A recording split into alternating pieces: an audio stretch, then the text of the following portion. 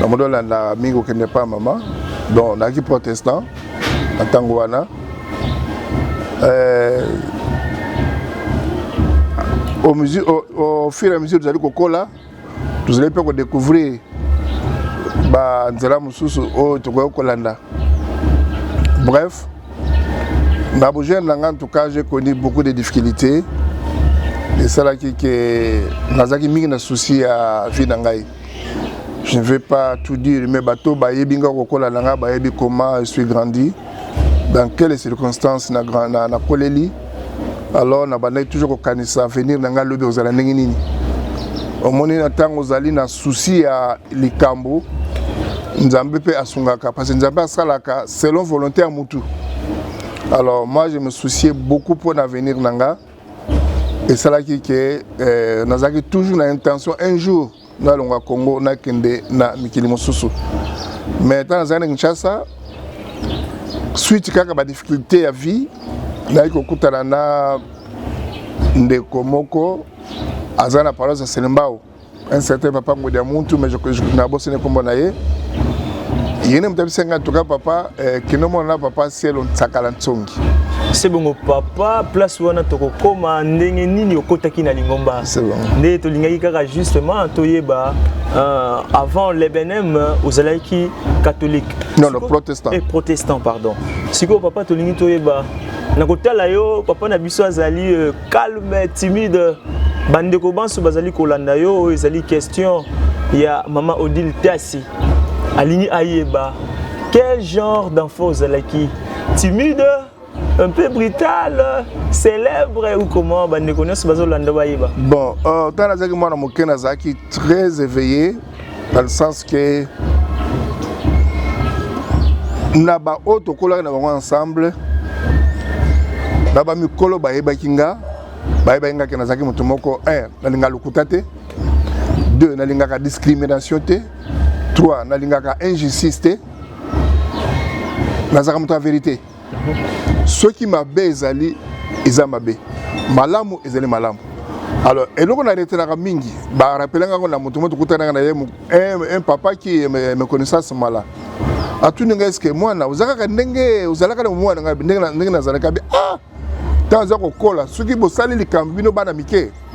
Ata ba kono so ba kimi mais vérité yo banol bakaka vérité. Donc ceux qui attaquent mutuana à lobby mais vérité tout le monde yo parce que yo soko lobby likambi zalaki en tout cas tembe zalaki te. Donc nazaki moi na moko nazaki très bruyant nalingaki batu mingi nalingaki ko sangisa nalingaki mingi ko parler sur l'avenir ya biso bana ko pesa na batoli et puis nazalaki un bon conseil à bandeko. Mais loko nazali yango penza ya makasi na vie nanga dabano linga bato lukuta te. Dabano ko linga bato yo balingaka ba division te. Et nazaki mutu monde nazaki trop droit au bi. Donc celui comme ozali na koloba ndenge ezali. Lukuta pa nanga banda bo mwana ezaki poison. Et ti lelo nazali ndenge. Voilà, Bandeko Balandi Boyoki, qui était notre papa quand il était encore jeune. Siko papa, wana tolongwe na kibolenge, pe tolongwe na oyo ozalaka à l'époque catholique et protestant pardon. Rencontre na yo na sango oyo ya malamu pe ya sikaka sese izalaki ndenge. Nathan on a pas si muta lukaka. J'avais des difficultés sérieuses qui a fait que Nazaki dans l'obligation de dans quel moyen de s'en sortir pour la kimia. Pour réaliser un rêve nanga pour étaler vie nanga ya lobby. Alors nakoluka luka na mabonde de l'ipeko lela nakutanaka un certain ndeko ya église. Il y a une église à 12 apôtres. Yoki ba diffité na présentant qui est ah ngai dans un mutu. Na peso adresse ya papa Cielo na biso paso Ntsakala Ntsongi. Apesi nga adresse na Kombo. Kende pa na bosola na ye ya ko loba na nini na kosala. Je suis parti. Papa Yaminga. na expliqué makambo nazaki nango ya vie nanga ba passe nazaki nango abenga ah mwana na yoki mais elo nazo bana ngo yesu lobaki ngai ntsakala ntsonge na sambelaka nzambe oyo ya kokufa mais so na sambelaka nzambe ya bomoi ndengo tima kolono na kati na ndako na ngai oyo passe no esili a instruire moi ce n'est que maman malamu ngana zanga nzala mais mwana oyo à chaque fois so olambi biloko ça ne nezanga te abinanga mwana chaque fois ozala ndako na ngai awa abinanga bon to sambelaka place tel dimanche wana osambela makala wana église ça na makala prédicateur Sabundangi bon. Daniel non na paroisse makala la paroisse makala c'est bon ah c'était dans les années 79 80 na katikati wana alors première fois na kuna ko sambela en tout cas na sepelaki na maté a été maki je me suis senti vraiment que c'est ça que je cherchais et puis suite ya kolanda pe ko tosa et sali que na koma na point ya kozala membre na ngomba pe kokoma na niveau na komaki pour na voyager mais eloko na sepelaka mingi appel langa take musali ezaki comme rêve dans le sens que d'abord qu'on s'entende dans côté chef de section nanga papa longi fotilweki à chaque fois qu'il a besoin ya ko ponanga etant que deya d'abord joko kima donc c'est comme si soit lukikanga azwanga été alors mon comme sous na lali neko lota ndoto papa nkutu a bénir nga na papa longi malambo akenda ngola après ceci les pambola bana le bino bale ko ba disciple na la mukandoto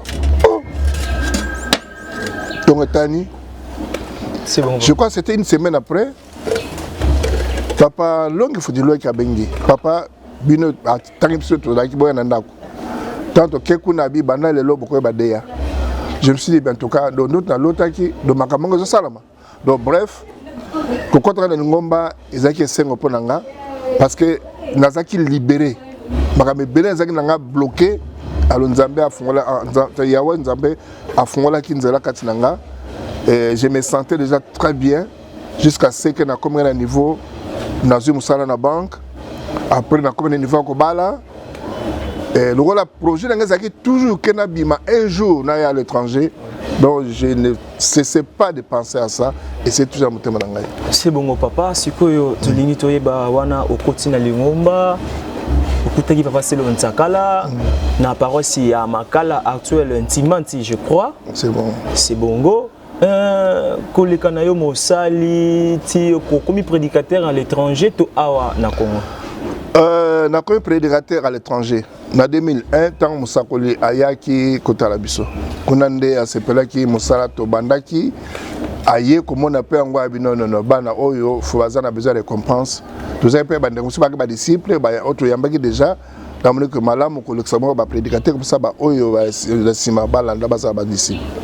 C'est bon papa ndenge kaka bandeko banso bozali koyoka wana ezali prédicateur fidèle Binganisi en direct sur Kikas Pro TV na émission La Vraie Version eza réalité papa azana biso elongo na Congo bokanisa te bomona ba drapeau boye ah Joe ake déjà non je suis encore au Congo donc papa mutayeli biso décor nyonso bozali komona papa à votre santé, hein, avec votre autorisation, mais là moi quelque chose. Voilà.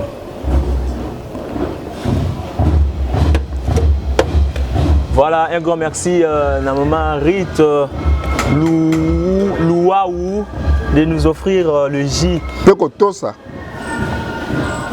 Bakozanga te oyo Yahweh mandamu muke oyo Yahweh apesa na mumbu na ye po biso peto zo yango. D'abord, voyage dans un niveau à l'étranger, depuis Nazaki Mouké. Si je me souviens encore, c'est dans les années 70, 71, où on a des démarches pour aller à l'étranger. Neko raté premier visa na États-Unis na l'ambassade américaine en 78, 78. Et ça n'a pas passé parce qu'il fallait voyager. Petite sœur dans les États-Unis, à ça qui n'y soit tenu ba billet tout na quelle ambassade na raté visa et ça n'a pas passé. Qu'est-ce que j'avais fait?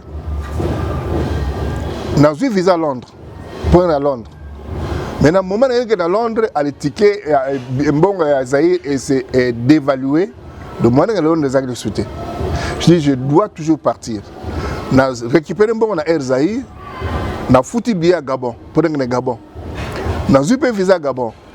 Je suis été à Gabon, je suis à Gabon, malchance, je suis à Gabon, je suis refoulé par étrangers, par béninois, par togolais, et tout ce qui partait au Gabon, à l'air, aux ans prise en charge à Batokunate, en tout cas, on les refoulait à partir de l'aéroport. Tant que quitté l'aéroport à Gabon, mon cas d'hébergement. J'étais bloqué à l'aéroport, il y a une immigration à l'aéroport à Gabon. Dans ça, je crois 3 jours. Avion, c'est le transport Kinshasa, Gabon, Togo. Dans le retour, Bambarguer dans la carte avion, bazong sana Kinshasa. Donc, j'ai refoulé à Gabon dans l'année 79. Dans Zongi, à ce moment-là, je ne travaille pas. Donc, toujours des soucis dans la vie, mais nous sommes déjà dans la Ngomba. Non, à ce moment-là, je n'étais pas à l'église. 78 dans l'église, on a dans la BNMT. Donc, nous avons passé. Alors, le temps on continue à EBNM, dans 79-80, l'idée de l'étranger, c'est toujours Nanga. En tout cas, ils ont tout le temps. Même si vous avez fiancé, vous avez Marguerite, vous avez Madéronaise. Mais en tout cas, ceux qui ont sungi, nous avons notre zalawate. Alors, au moment où Nakibo Moto, à moi, le bazar Azalo Lendo, quand tu l'as dit, maman, bien à Kenepoto, mais je n'ai pas qui à l'avance. Tu as bala nanga na ye na 84, tu as na 83, 84, on fait ensemble. Tu balani. Maintenant, nous avons raté deuxième visa dans l'ambassade américaine en 85. Bien que nous ayons pris en charge via Général Bumba, qui est mon beau-frère, avec l'appui à Bomboro Lukumba, très puissant au Congo. Basalinga mikanda nyo surtout na mikanda na nga classe azaki nango na kana ambassade américaine babi désolé visa zate. Alors na yoka ki passe ya ko sakanate. Donc je pleurais. Wana zona mwana moko Jerry grand frère ya Mutuno King. Na bakati ba susi wana ne ko lota ndoto siko. Na loti ndoto. D'abord avant ça nebisi musakole papa n'a raté visa à l'ambassade. Est-ce que moi, j'allais tout sur l'église à SZ, comme ça, je vais aider na compte bancaire qui a pris en charge pour la kende. Tout ça, démarche na papa Nkulutu, papa c'est le Tsumbu Poti Martin, défunt apôtre Kinkela. On a fait les démarches ensemble. On peut être aider pour faciliter visa à l'ambassade américaine, mais ça n'a pas tenu. Alors, na ba démarche on est relota ndoto. Na un avion Bruxelles, Kinshasa Bruxelles. Comme na Bruxelles, na correspondant Bruxelles New York. Dans la quitté na New York, maintenant il faut na avion musu pona ke na rale. Et pas oyo na skane ko kende et pas ser na ngazalaka. Maintenant na yoki na tana na musique église. Noki ba beti ngongo église que non église azalia ba na église. Je dis bon, tiens à côté de l'église avant de continuer. Maintenant non, parce qu'il parle anglais. Si on a la Bible na kati na valise, et les Français qui sont lingala comme ça, de quel chapitre il prêche pour avoir quelque chose. Na la valise na la Bible, na valise na la Bible exacte. Mais comment on a zali mondimi et puis nazali mosali na côté de l'église sans Bible. Na le mraboé ndoto. La que papa longue faut-il papa longue chef de section nangai papa talendo tonga na l'autre papa bakamo etalinga te kene pas sakala nsongi papa son sakala la que papa son sakala papa talamaka na mona bi oui papa ndoto loti Oui, ezali Biblia te. Voyage na poto, ezali assuré. Mais alors, yawa lobi soko okei tant que papa, Satan ko bouila onoki. Mais notre lote ezali Bible lote ezali te que Bible non, ezali musala. Soko okei tant que musali. Sango oyo zui de kat na mbok na Congo à travers Musakoli désolé, o yawa pesi na kitina na biso o ekosakolo makona na mboka wana. Donc d'autres loti ezali Bible était ezali musala. À ce moment-là j'étais papa. Je n'étais même pas DEA. C'était en 85. 86, 87, ndena koma DEA. Papa longi faut que ba litina sa ko bundale en tout cas à sala ki ko na ko sala pote akanganga pote atinga na liste ya serviteurs wana déjà membre de chorale Séraphin nazaki déjà vraiment engagé. Alors dans nimaki ki DEA ti moment nango moment na ba pote bazaki mingité poto les cas ba disciples donc ba pote bazaki vraiment mingité. Alors à chaque fois ba luka ba pote pas bénir biso ba no mona naté jusqu'à ce que moment que voyage coquille. Alors tant na bisi papa nkuluntu papa lobi atuni na paroisse statut ya papa il non papa Zadea il fallait que d'ici bana kalame ba ntoma bazar rare. C'est pour cela que nana ba bénir bon en tout cas à quoi que les négociations de 5 ba pesa de papa wana veille à voyage wana c'était je crois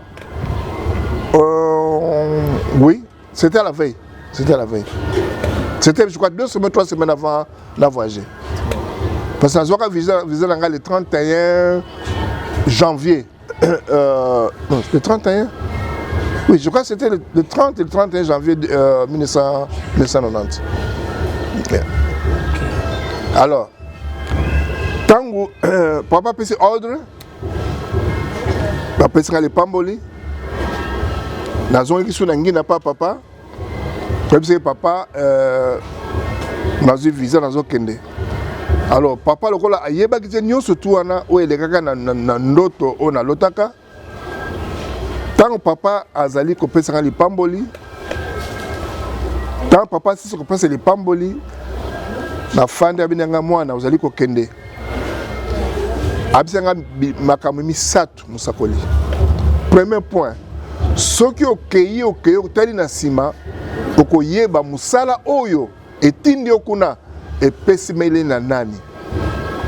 Deuxième point, soki okeyi kotali na sima okoyeba que en cas de problème à qui tu dois t'adresser. Troisième point, soki okeyi kotali na sima okoyeba te lingomba ezali pauvre. Bino batozo ke na mikila poto bosunga lingomba dans le cadre matériel. Nous avons besoin de se développer. Ndenge mikili ya poto za développer dans le côté matériel. Kasi simba liloba oyo osili kozwa awa. Soko batela ngo malamu, otiango en application yawa ko batela yo, pe akosunga yo et que musala ozeli ko kende ko sala kuna et ko réussir parce que vous avez 4 nanzela. Bref, na kendeki na États-Unis officiel. Na kendeki teke ne ba musu kendeki à quel point tazo benga papa nazalia na senga mwana bonne. Non. Moi je suis parti officiellement.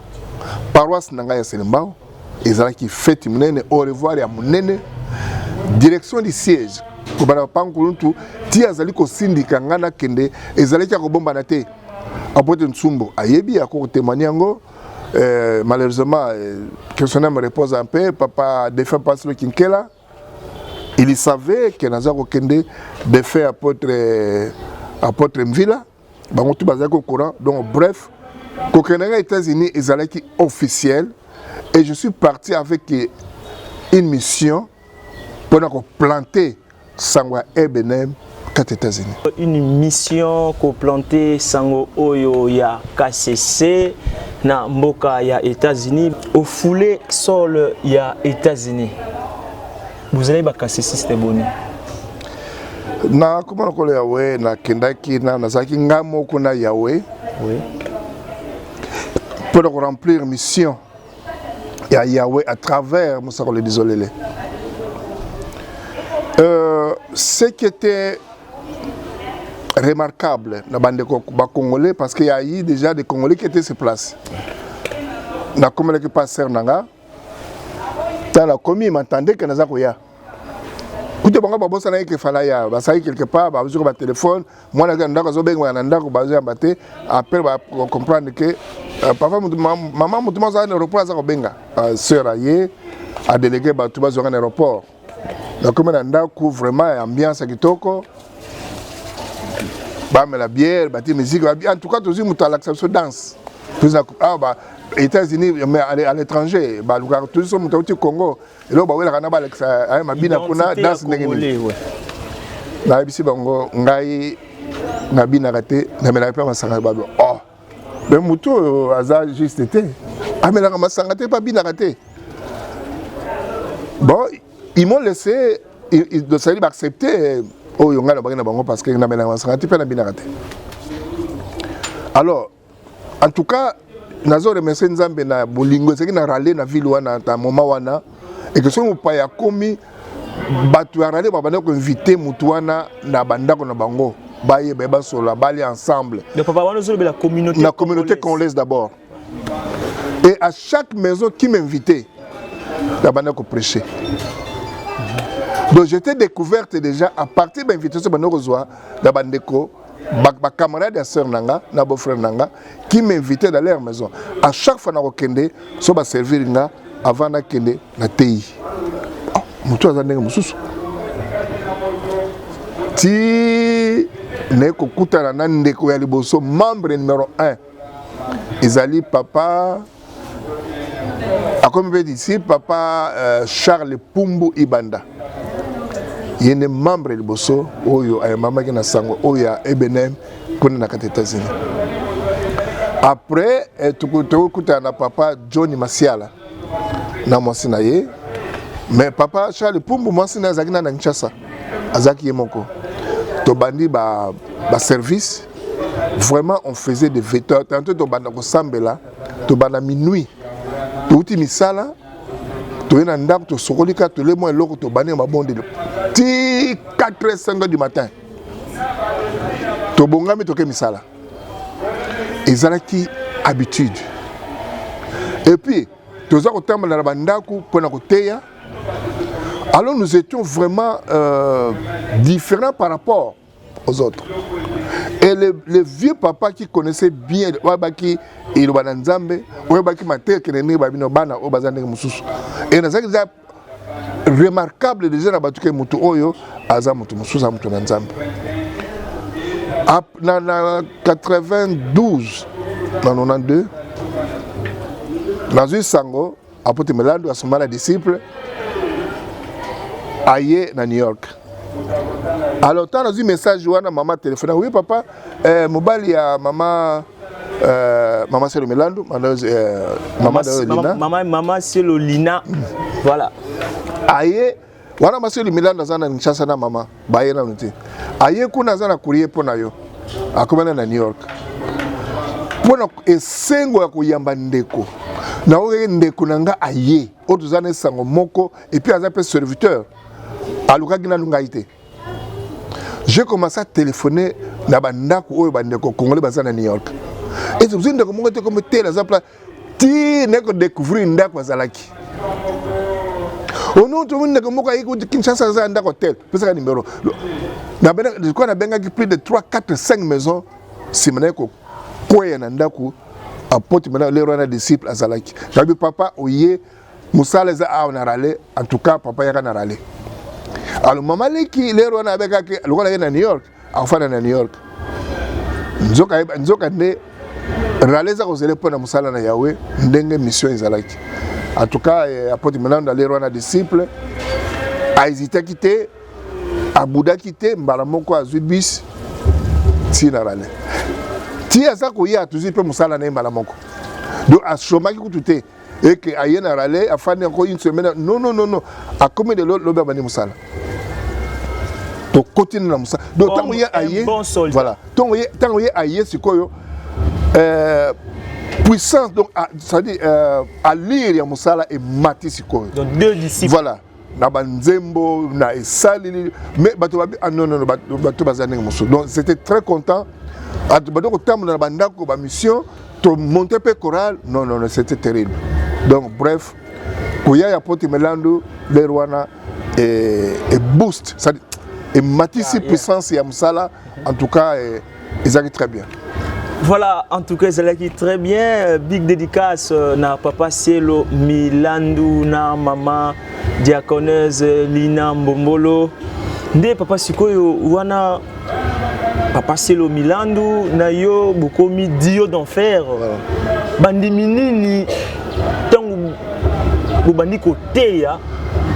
À part autant papa disciple ou yakomaki disciple na ebita komelaki disciple na Congo tout dans les États-Unis mais tant que côté la nouvelle doctrine ya zonga na sima azonga na sima c'est bon papa sikoyo tozonga muke sima yo kondima kokende ko sala mosala oyo ekita na nzela ya mosakoli na yawe nini omonaki kati na mosakoli ke non papa oyo azali motinda mina yawe je dois exécuter. Avant la comme la réponse wana moi pratiquement na bossene koloba koya ya Apôtre Milandu et matsaki puissance ya musala koya ya basi na biso maman yangai maman Cielo Milandu en tout cas et matisaki makasi alors tant biso nyo sur des deux familles et sangani en tout cas c'était terrible vraiment c'est terrible. Non, si quelqu'un se bat ko kende, tant on monte chorale, batwaza ko nimate que moi ni noyau à mukebo et ça musala boy. Après, bankoya na bango, tero yamba apôtre ntsumba yaka na bango, nde chorale ko bata, koya apôtre ntsupe matsaki musala. En 95, en 95, apôtre du fils de Ayaki. Donc vraiment, dans l'ensemble, grand combattant, au Pena, Bundi, au souffrir, dans Moussala, aux États-Unis. Et après nous sommes déjà écouté, ils sont déjà Moussala ces bandits. Donc on faisait des veillées. Tant que après nous l'avons dit, nous sangana. Surtout que Moussala était toujours en toute salité. Tout le monde bon délit. Tantôt de 23h, 4h du matin, Kobon de la Kanatina Moussala. Et encore, pour être Moussala wana et Fanda, on s'était sacrifié. Tout tika ko sala na compagnie, ngana Poti Melando. Tout sali misala personnel, taxi.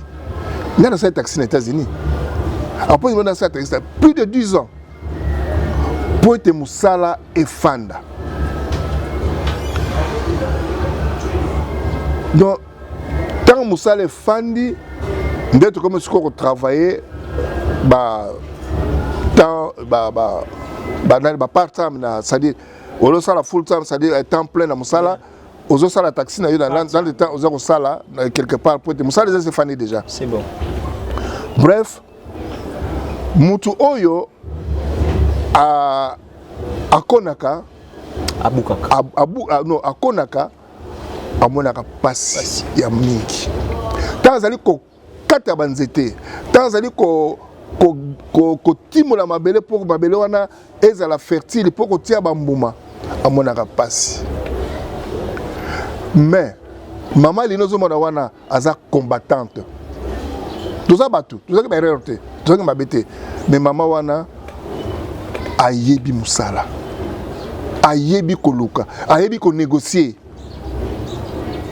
Maman a sorti de kende kuta na ministre tel, na ministre à kokende. Ayebi comment à kokende pour cela nae. Moi je connais les faiblesses de ma femme, je connais moi c'est Ndengazali. Mais pour na makamuteli ya kasa kasa, je connais mutuna mboka wana. Toi, quand on a mususu à part basina mususu bayaki maman diaconaise Anton Malonda. Cette femme aussi en tout cas a lutté pour nous. A tambu na biso longo pona musala oyo ekene diboso. Bana na biso suzi.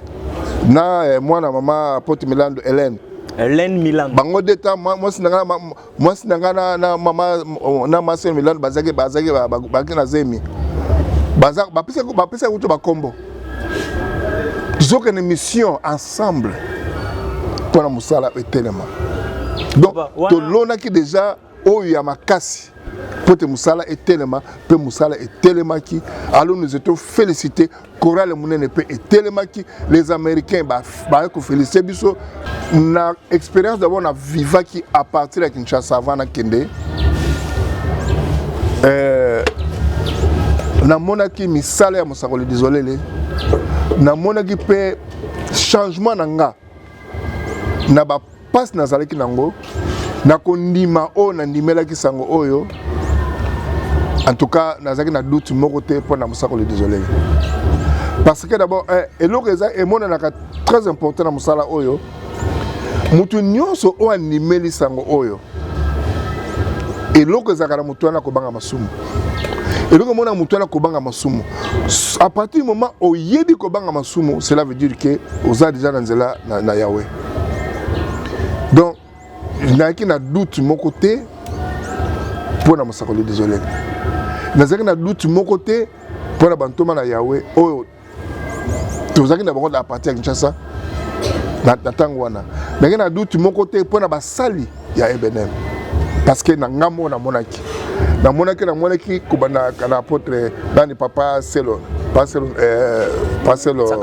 Sakalantsongi papa Selo Tasidimpolo Selo Binda atika biso bango bale bango no so to bakenda j'ai vu aussi beaucoup de choses na prédicateur papa Longi Futilweki qui fait mon chef de section papa Longi Mavenga Mbungu qui est décédé. C'est bon papa na ba kombo ya ba papa nyonso kala wana vraiment biso na émission oyo la vraie version mingi bazongolu ya kofanda na ba papa Selo lokola papa Selo Tasidimpolo te toko koma na suka otatola bana oyo bazali ko botema pe ba oyo bazongolu ya komona bango te bakoki ko retenir nini mais toko koma siko pona mosakoli na Yahweh ba point fort nini yo mona ke non oyo azali mosakoli na Yahweh parce que ba point fort ya mosakoli ezali motema munene azala motema munene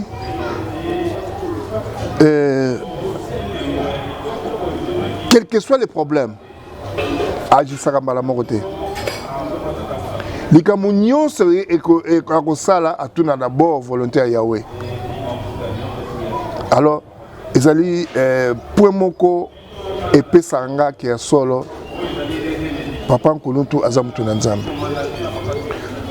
maloba na ye baconseil na ye eza baconseil moko soko otiango na application en tout cas oza na problème te mais soko ti maloba musakoli à l'écart yebaka akena liboso problème ezali conclusion na ngai ezali kaka ke papa Nkuluntu azali motindami na Yahweh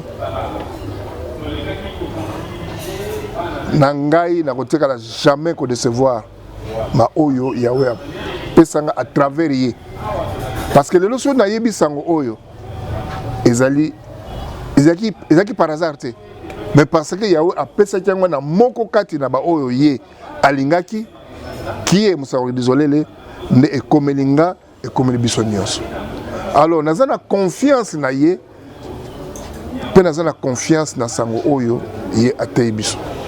C'est bongo ozali na confiance na ye pe ozali na confiance ya oyo atei biso nde pa parce que tolingi toyeba États-Unis mboka ya mibeko na debi l'état bino pe bana kobatama ndenge biso avant 1980 avant personnalité civile bone pe kobatama to bana kotika bino bosangana bino. Bon, États-Unis d'abord ndenge lobi ezali pays ya mibeko yes eza pays ya mibeko mosakoli ntango ayaka na 2001 alobaki na biso to musala ya ko souffrir te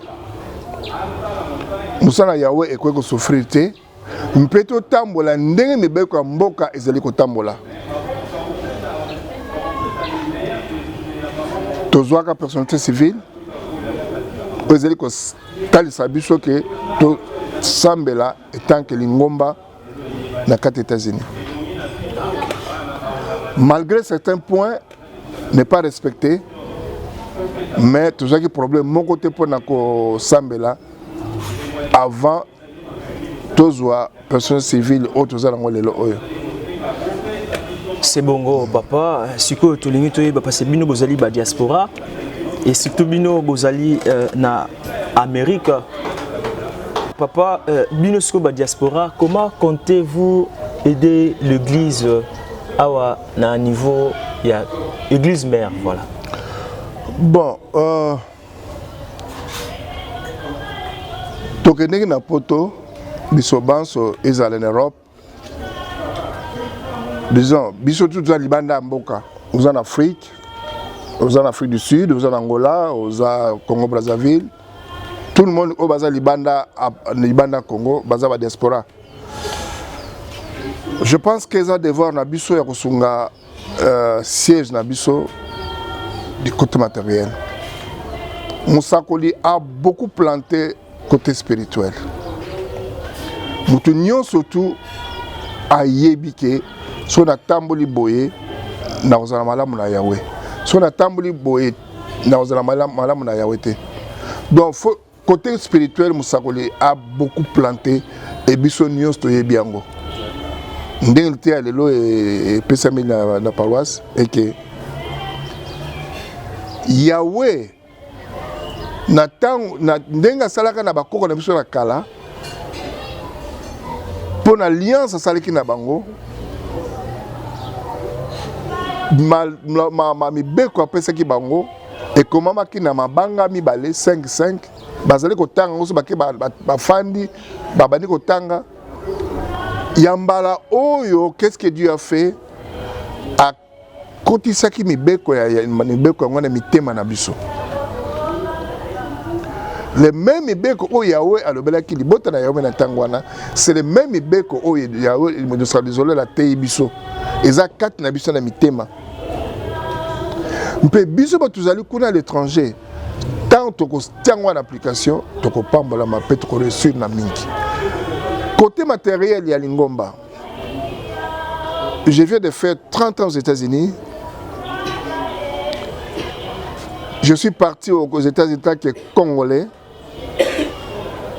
Maintenant, je suis en tant qu'Américain d'origine congolaise. Je suis que Tosungi Moussakolité côté matériel. Tosungi Moussakolité côté matériel. Lingomba ekoli makasi. Mais vision ya kosunga musala côté matériel tosungi papa te. Biso batuzali à l'étranger. Nous avons beaucoup d'opportunités. Toko kosunga musala awa na Kinshasa, na Congo mobimba partout. Je ne vais pas. Nous avons des organismes très puissants. Mais ceux qui te fandi malamu, te kanisi malamu, tu kosunga lingomba makasi, koleka même Europe, même les pays d'Afrique. Parce qu'Américains sont à l'ingio, il peut te confier même $1 million, même $500 000, $100 000, $200 000. Mais il faut ayeba. Mbongo na zo pesa ko sala ko musala. Aria ko inspecter. Ako pesa pas mbaté. Parce que hier a déclaré qu'on a taxe na yé. D'abord, excusez-moi de vous dire que s'il y a des pays qui aident beaucoup les étrangers, ce sont les Américains. Les Américains sont trop sociables. Ils sont très sociables. Et puis balingi mutu nyonso. Je ne vais pas aller dans les profondeurs. Parce que on a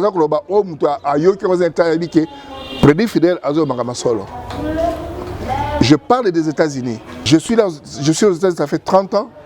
Je suis surtout américain. d'origine congolaise, je connais les points forts des États-Unis. Et que ceux qui vraiment te fandi, te sololi, beaucoup de changement. Dans le niveau du Congo, côté matériel, en tout cas, il n'y a pas vraiment de... Donc, pour aller un peu plus loin,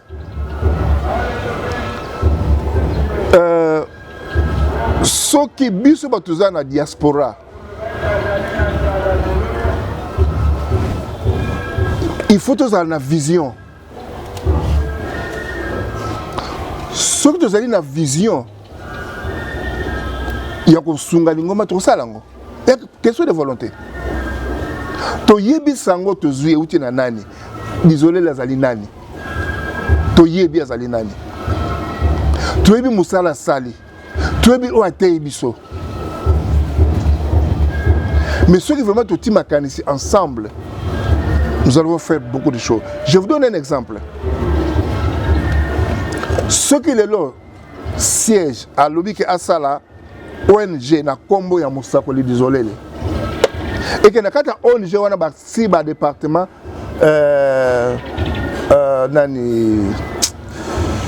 département comment ma veuve comment on l'appelle en français na bosse comme on en anglais peut-être bon na bosse les termes mais en anglais cas social par exemple je donne seulement aux États-Unis. Chaque famille a $10, $10, toi $5. Voilà, orphelinat. Toi, tu sais que orphelinat, tu vas veuve. Toi, tu vas batouana. C'est un petit problème.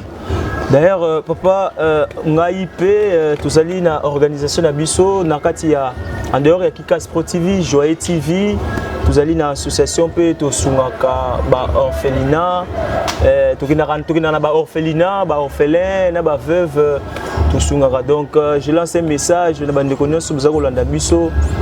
Joye TV, donc ceux qui ont na YouTube, vous tapez Joye TV, vous avez une activité dans Ngai. Ndenge tokinaka kosunga bandeko na ba orphelinat. Merci papa pour continuer là. Idée par exemple depuis que na continent d'Amérique nous sommes encore c'est pas comme en Europe ils ont bazar na délégat apostolique en Europe. Nous représentants légaux. Ce qui est là tous les trois pays États-Unis, Canada, Brésil to fandi. Nous avons besoin de suprématie après ça ordre. Tout ça non, ils allaient ma biso na souci à ressourcer na Yahweh avec une vision positive. Moussa ko ko sepela suprématie ko sepela papa ko sepela ka mingi bato ba na vision ya musala tango yeli likanisi malamu papa sepela ka mingi. Je donne un exemple de la continent d'Amérique, États-Unis, Canada, Brésil.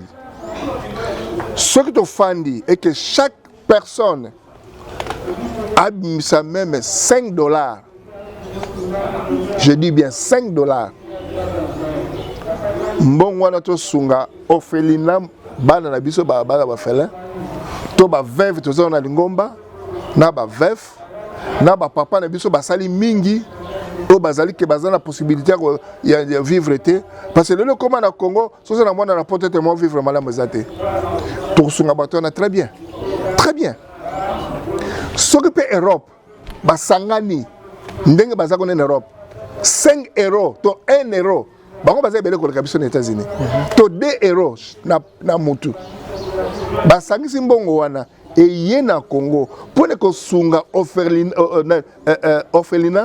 ba veuve na ba papa ne so basala kala et ko salama. Alors il y a un point très important que je voudrais poser. Du côté matériel, au niveau na Congo, tokosi musakoli mingi. Développement côté matériel, ils ont pendaté. Parce que tout ça, c'est musakoli côté wana. C'est pour cela. Yawa asali li musakoli désolé le. Asali mingi. Hier lobaki akopona ba pontif ba ko diriger musala. Le lobby à côté enfant biologique na ye pour basala musala. Papa yo sangwana oyambi ngo ndengene. Je viens. Sangwana yambi ngo na sepeli mingi parce que ce qui attire à part attire à battre le gars biso de recevoir. D'abord te recevoir papa mingi na niveau papa yawa saleli na pambate asaleli na tina. Asaleli na tina. Femme biologique répond parce que te décevoir papa. Et soyons honnêtes et sincères sur ce point-là. Alors maintenant, papa a connu mingi côté spirituel. Bisonio so yebi mabena malamu. To yebi so to tambuli boye to zala malamu. So tambuli boye to zala malamu te to yebi biso to yebi. To simba sango oyo na ko tambola seri mebeko na Yahweh. To yebi. Maintenant, il faut tout sur lingomba côté matériel. Côté sango oyo tozui ezala biso na mitema. Ata tuza koteya mais mutu ayebi babena malamu. Mutu tout ce ka ezala yebi ke so na tambuli bona ya malamu. So na tambuli bona tambala ezala malamu te ayebi. To yebi. Ezala bantoma, ezala ba milongi, ezala ba milongoki, ezala ba diaconese, ezala ba papa to yebi. Que musakoli akoni mi côté spirituel pe to yebi. Oh, tu ressens la note, tu ressens la tête. Maintenant, côté matériel, selon moi, je propose continent d'Amérique, continent d'Europe, na ba diaspora nyonso na niveau Kinshasa. Ba créer organe ya inspection. Ba créer organe ya audit.